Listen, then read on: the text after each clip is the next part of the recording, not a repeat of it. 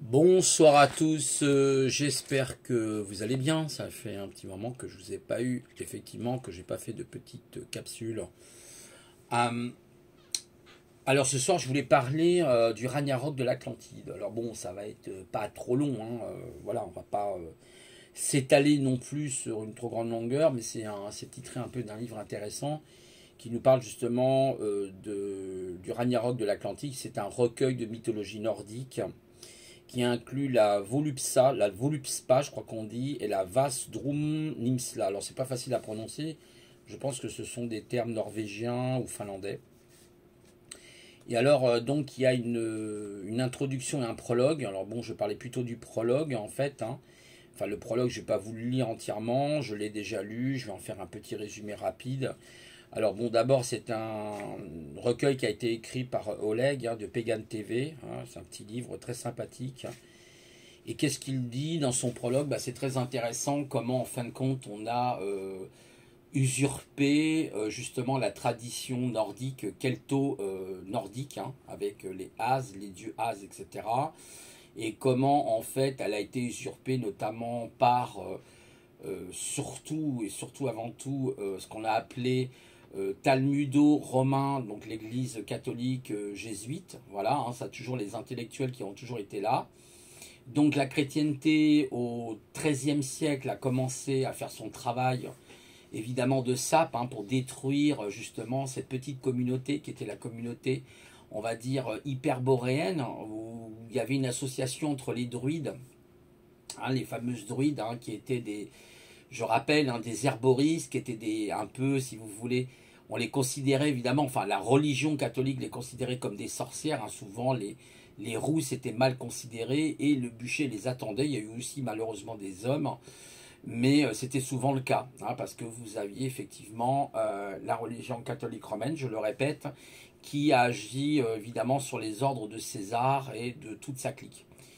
Et donc, nos frères, pour ceux, hein, je m'adresse, qui sont kelto, effectivement nordiques, hein, normands, bretons et autres, qui se sentent visés directement par ça. Il y a même un peuple chinois qui s'appelle les Mo, je crois que ça s'appelle les Mog, quelque chose comme ça, qui est un peuple aussi qui viendrait de l'Hyperborée. Vous voyez que en fait, on retrouve aussi ça chez les Kabyles, hein. Il y a un côté aussi qui ont été malheureusement islamisés plus ou moins par la religion, hein, qui porte son nom, hein, anuiste, évidemment, hein, je reviendrai un jour sur ça, de toute façon, vous verrez, c'est très intéressant. Ah, je suis désolé, hein, ça va pas faire plaisir aux religieux, mais c'est comme ça. Il faut rétablir les choses dans la vérité, rétablir voilà la vérité pour moi, hein, qui est l'origine de notre humanité. Enfin, en fait, bon, pour revenir à ce que je dis, donc effectivement, ils ont subi énormément de choses. Alors, ils se sont réunis à un moment donné. Il y avait Thor, il y avait Odin et il y avait Freya qui se sont rejoints pour résister justement à cette invasion chrétienne, un catholique qui a effectivement mis pendant l'Inquisition nos frères et sœurs kelto, voilà, nordiques, hein. Il ne faut pas l'oublier, ils vivaient en paix, ils étaient heureux et on est venu en gros, en étant poli, leur casser les burettes, hein, voilà, les faire chier tout simplement, hein, comme ça c'est le cas aujourd'hui, vous verrez, c'est très intéressant. Alors évidemment, parmi ces dieux, on pense que par exemple, justement c'est très intéressant, j'ai appris ça, alors ça sera à vérifier, mais a priori ça a l'air de tenir la route, que les blancs, hein, nous qui sommes de race européenne, eh ben, avant c'était les Atlantes. Et les Atlantes, c'était des géants. Et on explique que ces géants étaient des Néandertaliens, voilà, et que les As, c'est-à-dire les dieux, étaient un croisement entre une Néandertalienne et a priori un homme de Cro-Magnon qui était plus petit, qui aurait créé les As, c'est-à-dire les dieux, hein, d'après la mythologie justement nordique. C'est assez intéressant. Et en fait, vous avez d'ailleurs la fameuse histoire, rappelez-vous de cette histoire biblique, hein, qu'on nous bassine les oreilles avec ça, avec David et Goliath, un Goliath le Philistin. Et bien ce Goliath le Philistin, figurez-vous qu'il a fui en fait à l'époque l'Atlante parce qu'il y avait une ère de glaciation. Il a été obligé de fuir et ensuite il a été traité de sang impur par les Sémites, hein, à l'époque. Donc il était très mal vu, hein, c'est pour ça qu'il y a cette histoire de David et de Goliath, et on connaît l'histoire, David a envoyé une pierre entre les deux yeux de Goliath, mais Goliath n'était pas un être méchant, foncièrement méchant, c'est faux. Encore des mensonges, hein, toujours, qui ont été promulgués par cette espèce de talmudisme, hein, romain catholique. Euh, donc, en fait, si vous voulez, on en est là aujourd'hui, c'est-à-dire ce mensonge. Alors, comment ça s'applique à notre monde moderne? Et c'est là que c'est très intéressant. Qui sont ces géants? Bon, alors, il y a 3 types de géants. Par exemple, dans l'Edda, on nous dit qu'il y a les géants qui sont comparés au givre. Et oui, le givre, c'est la glace, hein. Il y a eu une ère de glaciation à une époque. Et effectivement, ça correspond, si vous voulez, aujourd'hui au système financier, au système big tech, aux grandes pharmacies, hein, qui ont détruit par exemple les herbostouristes. Hein. Vous allez à Paris, il n'y a plus d'herbostouristes, je ne sais plus comment on dit. Des fois je bug, hein, sur les mots, vous inquiétez pas. Et en fait, il y a plus on peut plus soigner avec les plantes. Dès que, là, ce matin, par exemple, vous voyez, bon, je fais un petit aparté, mais ce matin, je regardais sur mon portable, on traite les gens de sectes qui se soignent avec des plantes aujourd'hui. On en est là, d'accord? On en est là. C'est-à-dire que si demain, vous décidez de faire de la phytothérapie, vous êtes un sectaire. Voilà. Donc, c'est extrêmement grave ce qui se passe. En fait, c'est Loki, hein, Loki d'ailleurs, qui était un ennemi d'Asgard et d'Odin. Hein. Il était ennemi de son frère, enfin de son demi-frère qui était justement Thor. D'ailleurs, vous le regardez dans les films, et dans les films, c'est un peu déformé. Hein. C'est pas vraiment avec Edgal, vous savez, celui le gardien de la porte. C'est pas tout à fait ça. En fait, c'était Ymir. En réalité, Edgal, c'était Ymir. Hein. C'était le géant Ymir. Il s'appelait Ymir. Y-M-I-R. Hein. Un grand Y. Je crois que ça se dit Ymir, parce que c'est pas toujours facile les termes. Hein. Des fois, si vous avez beaucoup de termes un peu, vous savez, islandais, finlandais, norvégien, ça fait partie quand même du Nord. Et en fait, c'était ça. Et donc aujourd'hui, Loki, bah, c'est qui Loki? Bah, c'est les géants. C'est tous ces géants que vous utilisez, que j'utilise, qui sont par exemple les GAFAM, qui prennent de plus en plus de pouvoir, et les politiques, évidemment, qui centralisent tout. Hein. Parce qu'à l'époque de la tradition, justement, de la vraie tradition kelto, justement, nordique, les gens vivaient par petites communautés. Il n'y avait pas une histoire de gens supérieurs à vous, etc. Hein, par contre, on a commencé à leur casser les pieds au moment où vous avez eu ce qu'on appelle, on a appelé ça, si vous voulez, le servage, et la seigneurale qui demandait la dîme, qui demandait l'impôt. Donc on a commencé à mettre des choses complètement injustifiées. On a mis des impôts injustifiés, comme aujourd'hui nous payons des impôts injustifiés. Par exemple, on nous dit, ah bah oui, mais vous savez, les impôts, ça sert pour construire les routes, ça sert pour entretenir les villages, et ceci et cela. Mais est-ce réel? Est-ce réel? Où vont nos impôts? Déjà, c'est même une question qu'on pourrait se poser. On nous vole manifestement, et en plus, aujourd'hui, on nous casse, excusez-moi, on nous casse les couilles avec le Covid. Hein? On demande aux gens à 18 h, hein, je voyais tout à l'heure, bon, excusez-moi, je pars un petit peu en live, mais excusez-moi. Et donc, en fait, parce qu'il y a une personne qui me dérange là, donc en fait, ce qui se passe, c'est qu'on nous demande de payer des impôts, etc. On manipule les gens. Excuse-moi, tu peux partir là parce que je suis un peu occupé là. Merci. Et donc voilà où c'est qu'on en est aujourd'hui. On en est dans la manipulation permanente. Excusez-moi, tu peux partir s'il te plaît, merci. Voilà. Parce que là, la personne m'embête là depuis tout à l'heure là.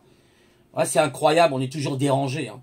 Donc pour dire les choses comme elles sont. C'est-à-dire qu'aujourd'hui, en fait, on est dans une espèce de magouille, hein, du néo-romain, hein, on est encore dans la puissance romaine, hein, les amis, c'est ça que je suis en train de vous expliquer.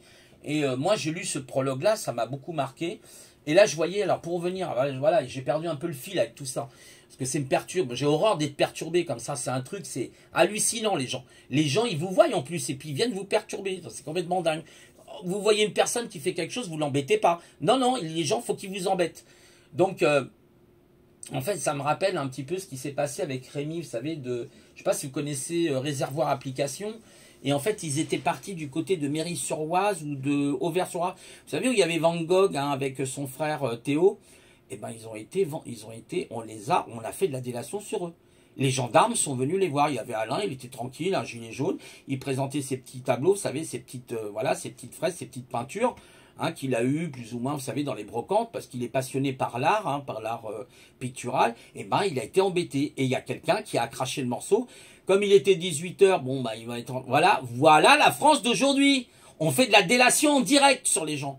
Eh ben, honte à vous, et ça va, vous allez le payer cher, tous ces délateurs. C'est une honte de voir ces délateurs. Vous devriez avoir honte de votre attitude. Honte à vous. Et ça se paiera dans les générations qui viendront pour vous. Vous inquiétez pas. Chaque chose se paye. Donc c'est extrêmement grave. On est en train de revenir à l'époque de Vichy. Voilà. Excusez-moi, hein, c'est un aparté, je me suis un petit peu énervé.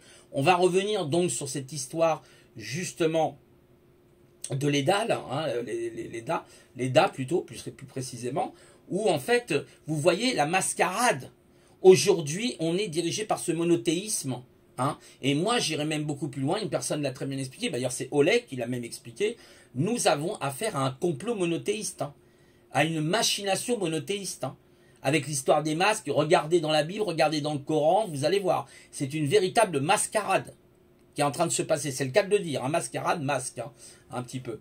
Donc, voilà où on en est. Et là, heureusement que c'est bien, parce qu'il y a des prises de conscience maintenant, qu'il y a des personnes enfin qui prennent conscience de leurs racines, de qui ils sont en réalité, et de tout ce mensonge. Voilà.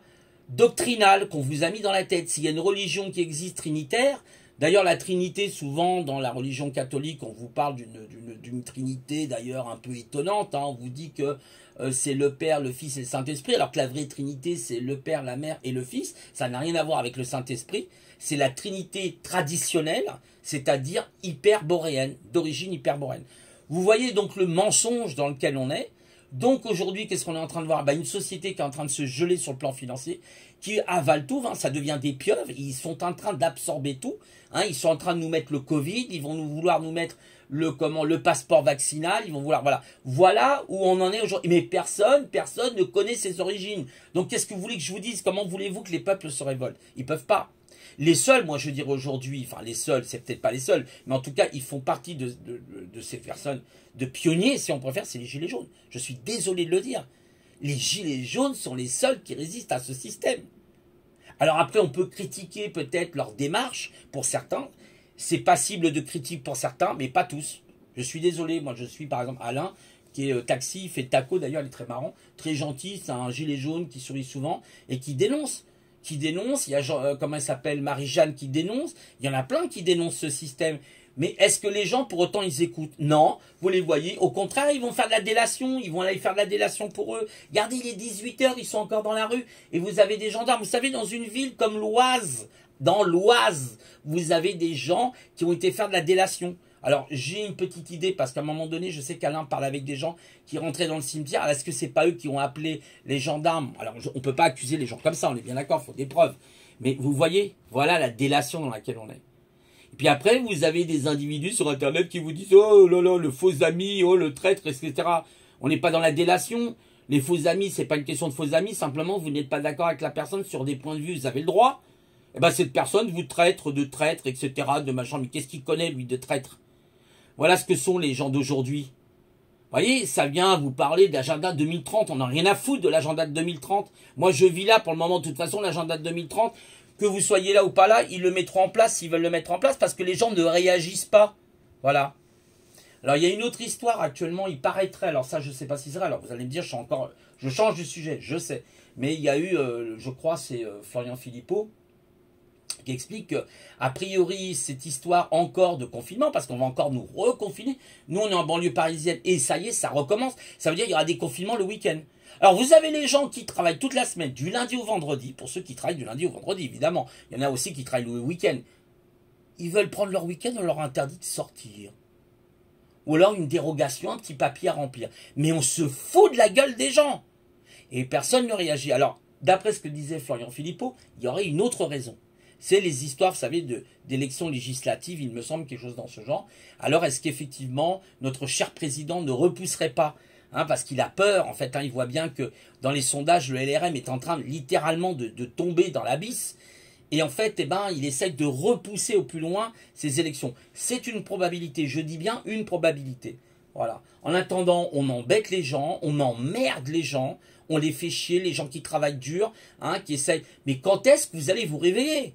Mais quand est-ce que vous allez sortir de votre prison? Ils vous ont foutu des barreaux psychologiques, soi-disant parce qu'il y a des cas de variantes anglaises, africaines. Mais attendez, on va plus s'en sortir là. Dans 20 ans, on va nous sortir la variante neptusienne, plutonienne, martienne aussi pendant qu'on y est. Donc voilà, voilà où c'est qu'on en est. Alors moi, je n'ai pas du tout écouté Jean Castex, ça ne m'intéresse pas, je ne le supporte pas. Je ne supporte plus ces gens, hein, ces menteurs, hein, ces centralisateurs, hein, c'est ce que dit très bien Leda, hein, Leda de nos anciens dieux, Thor, Odin, et puis la déesse Freya. Vous voyez, on est dans la destruction de le Ragnarok d'ailleurs, qui était une destruction naturelle hein, chez les Nordiques, justement les Celto-Nordiques et les Hyperboréens, avec, comment il s'appelait, Frémir, je crois, qui était le loup, qui dévorait tout, avec, c'était d'ailleurs, je crois, le compagnon de l'écho, Frémir, et Frémir, bah, il absorbait tout, il était toujours glouton, comme aujourd'hui, vous avez toutes ces GAFAM, toutes ces multinationales, ces transnationales qui sont des gloutons. On est exactement dans la même image. Quand vous lisez ça, vous vous dites, mais waouh, c'est incroyable. Mais c'est tellement évident. En tout cas, moi, en tant que breton, en tant que kelto-breton, je me dis, waouh, mais c'est la vérité. C'est exactement ce qu'on est en train de vivre aujourd'hui. Voilà, c'était une petite interlude, une petite capsule pour vous expliquer un peu le prologue hein, que j'ai pu lire. Donc, je rappelle, hein, effectivement, le Ragnarok de l'Atlantique, hein, qui aurait été retrouvé en Europe. Très intéressant. Très intéressant et qui montre bien bah, pour ceux qui ont des valeurs, hein, des vraies valeurs, des valeurs de religion du moins traditionnaliste, de vraies choses hein, qui se rattachent à la terre. Vous voyez bien ce qu'on est en train de prendre, le tournant qu'on est en train de prendre. J'écoutais là tout à l'heure Rémi qui parlait là de réservoir application de l'IA qui est capable maintenant de lire vos émotions. Mais je m'en fous. Tout ça, c'est qui est derrière tout ça? C'est ça qui est intéressant. C'est de savoir qui tire les ficelles derrière tout ça. Qui profite réellement de tout ça. Vous voyez? Eh ben, pourquoi on va faire ça? Ça sera pour fiquer les gens. Pour mieux les contrôler. Vous voyez, on arrive. On est dans le monde orwellien. On est en 1984 avec la reconnaissance faciale, l'IA maintenant qui va pouvoir savoir si vous êtes de la peine, si vous mentez rien qu'avec vos pulsations cardiaques. Waouh, c'est une IA qui va vous juger demain, ok? Ça sera plus des humains, ça sera une IA. Voilà où c'est que va nous amener ce progrès. Comme disait Rabelais, science sans conscience est ruine de l'âme. Et nous y arrivons. Parce qu'une science, une technologie qui n'a pas de sagesse, c'est une technologie qui va amener l'humanité dans sa destruction. Et là, vous aurez le grand Ragnarok. Là, pour le coup, ça sera une vraie destruction, mais ça sera certainement Gaïa qui se mettra en colère et qui retournera tout ça. Et il n'y aura plus de civilisation. Voilà. Donc, pareil, on essaye aussi, par la religion, de porter... Alors, je reviens un petit peu en arrière, je rembobine, sur justement les Atlantes. On a montré les Atlantes. Oui, les Atlantes, ils ont mérité parce que c'était des géants, dépourvus, ils étaient dépravés, etc. Ce qui est complètement faux. C'est faux. Ils ont été obligés de fuir. Et ensuite, on a habillé ça, d'ailleurs, à l'époque des rois, vous savez, des châteaux. D'ailleurs, la royauté, hein, qui est responsable un petit peu. Quand moi, j'entends des gens qui me parlent de la royauté et qui me disent il faudrait un roi. Non, surtout pas. Non, pas de roi. Non. Parce que la royauté, justement, à l'époque de la Gaule, eh ben justement, les Gaulois, ils devaient payer des impôts à cause de cette royauté. Hein, et il y avait ce qu'on appelle le servage. Donc, attention à ce que l'on dit. Non, moi je suis pour le retour de la décentralisation, parce que la royauté c'est pareil, c'est une forme de centralisation. Vous aviez les serfs, vous aviez les paysans, et les paysans devaient payer, je suis désolé, ils devaient payer la dîme, ils devaient payer l'impôt. C'est exactement pareil.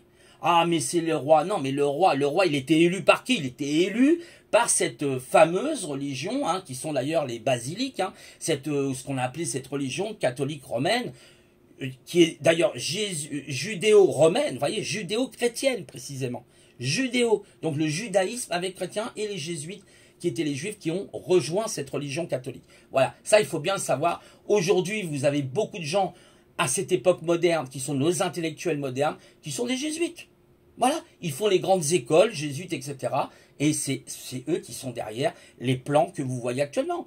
Quand vous voyez le plan qu'ils sont en train de mettre en place avec, comment il s'appelle, Klaus Schwab, sur le 4.0 industriel, où vous allez bientôt être remplacé. Hein, il l'a dit lui-même, hein, il a même dit, monsieur Klaus Schwab, c'est même prétendu dire que vous allez avoir 70 à 75% des magasins, des restaurants qui vont fermer.